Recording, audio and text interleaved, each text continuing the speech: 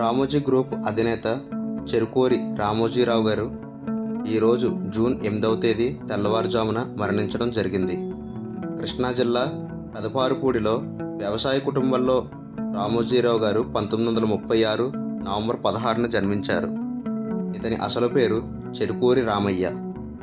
రామోజీరావు గారు ఒక వ్యాపారవేత్త, మీడియా వ్యవస్థాపకుడు మరియు చలనచిత్ర నిర్మాత. ప్రపంచంలోనే అతిపెద్ద చలనచిత్ర నిర్మాణ సంస్థ అయిన రామోజీ ఫిలిం సిటీ, ఈనాడు వార్తాపత్రిక, ఈటీవీ నెట్వర్క్ ఆఫ్ టీవీ ఛానళ్లు, చలనచిత్ర నిర్మాణ సంస్థ ఉషా కిరణ్ మూవీస్ని స్థాపించారు. రామోజీరావు గారు ఆంధ్రప్రదేశ్లోని డాల్ఫిన్ గ్రూప్ ఆఫ్ హోటల్స్కు చైర్మన్గా కూడా ఉన్నారు.